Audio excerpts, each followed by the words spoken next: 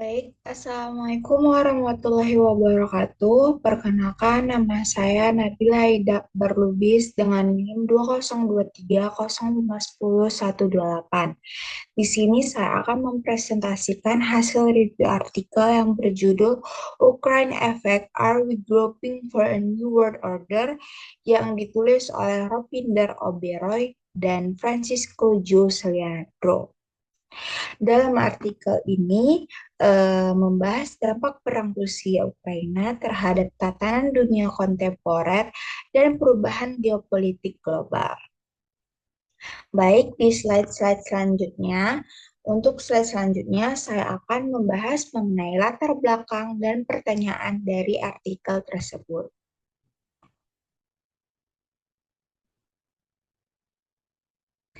Dalam artikel tersebut memiliki latar belakang, yakni perang-perang besar terparah di Eropa sejak Perang Dunia Kedua dan gangguan sistem energi, manufaktur, suplai, dan keuangan global. Konflik Rusia menginvasi Ukraina terjadi sejak Februari 2022 telah mengguncang tatanan dunia yang telah berlangsung sejak Perang Dingin, mempengaruhi struktur, suplai, dan keuangan global. Perang ini menjadi titik balik geopolitik yang mirip dengan peristiwa-peristiwa besar yang pernah terjadi seperti runtuhnya tembok Berlin atau serangan yang terjadi di Amerika Serikat yang kita sebut adalah 9/11. Dalam artikel ini mengajukan pertanyaan penting, yakni apakah perang ini membentuk tatanan dunia baru, bagaimana pergeseran kekuasaan global pasca perang, dan yang terakhir adalah bagaimana aliansi Cina-Rusia mempengaruhi. Artikel ini juga mempertanyakan gagasan akhir sejarah, liberalisme Barat, dan relevansi nilai-nilai lama di dunia yang semakin kompleks ini.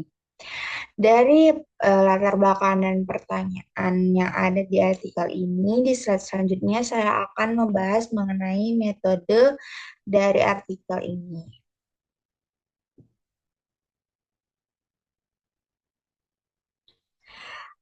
Dalam artikel ini memakai metode kajian analisis multidimensi, studi literatur dan data kebijakan global, evaluasi peran NATO, Rusia, Cina, Amerika Serikat, dan Global South, fokus pada forum baru seperti BRICS, G20, Belt and Road, Global Development Initiative.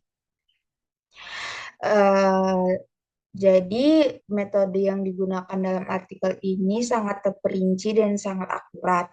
Studi ini menggunakan pendekatan analitis multidimensi dengan pengkajian literatur akademik, dokumentasi kebijakan, dan perubahan geopolitik dari berbagai aktor global seperti NATO, Rusia, China, Amerika Serikat, dan negara-negara Global South.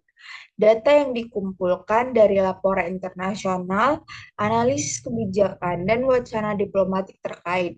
Fokusnya adalah menilai dinamika kekuasaan global yang sedang berubah, termasuk peran-peran forum organisasi luar seperti BRICS, G20, dan inisiatif strategis Cina seperti Belt and Road Initiative dan Global Development Initiative.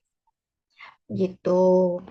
Nah, dari metode-metode ini kita udah tahu kan kalau misalnya metode ini tuh sangat terarah, sangat akurat karena memakai hasil dari konflik-konflik internasional yang terjadi. Dan di slide selanjutnya saya akan membahas mengenai temuan atau hasil dari artikel yang saya review ini.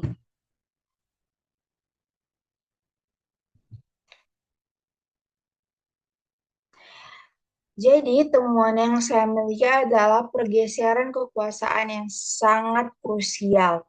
Yang pertama adalah transisi dari dominasi Amerika Serikat ke multipolaritas dengan Cina Rusia sebagai kekuatan baru. Yang kedua, negara Global South ambil posisi netral, pragmatis, kritik Barat. Trennya adalah fragmentasi sistem global menjadi 3 blok utama, yakni Asia, Amerika, dan Eropa. Perang Rusia-Ukraina mempercepat perubahan besar dalam tatanan dunia. Konflik ini mendorong dunia menuju multipolaritas, di mana Rusia dan Cina menantang dominasi Amerika Serikat. Negara-negara dari Global South menunjukkan posisi strategis non berpihak, lebih mengedepankan kepentingan nasional, dan skeptis terhadap klaim moral Barat, terutama karena sejarah intervensi militer unilateral yang kontroversial.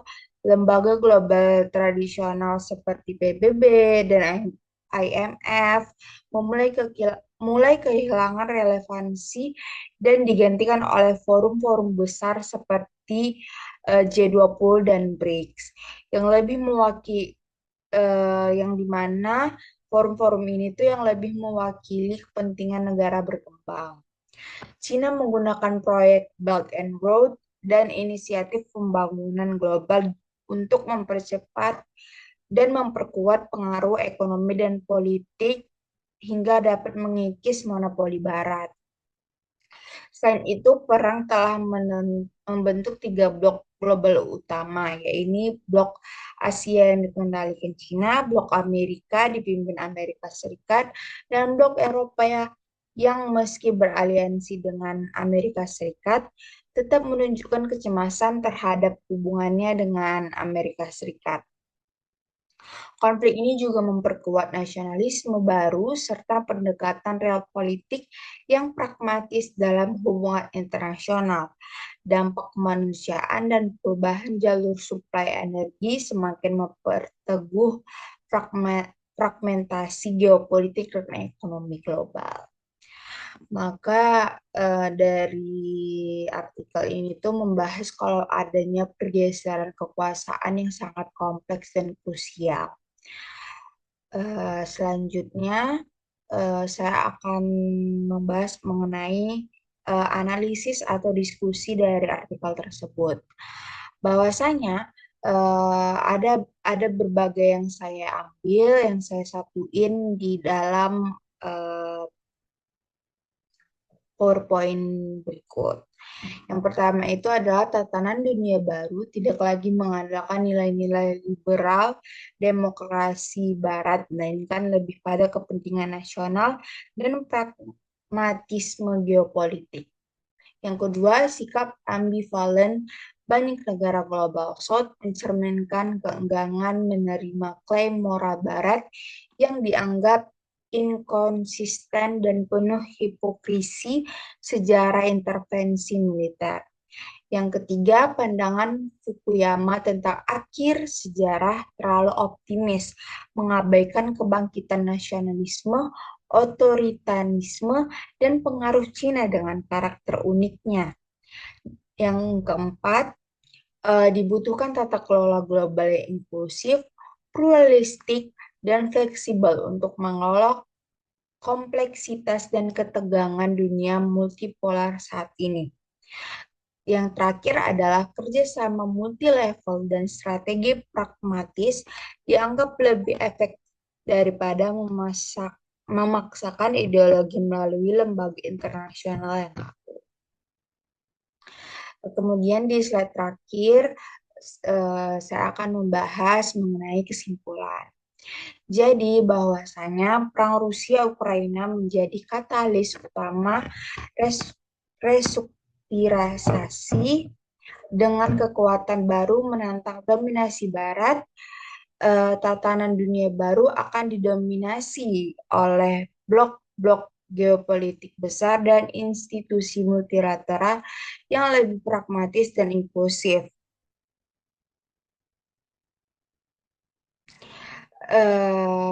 Globalisasi mengalami fragmentasi dan stabilitas dunia memerlukan strategi cerdas dan adaptif menghadapi kompleksitas geopolitik saat ini. Baik, sekian hasil review artikel dari saya. Lebih dan kurangnya mohon dimaafkan. Assalamualaikum warahmatullahi wabarakatuh. Bye-bye.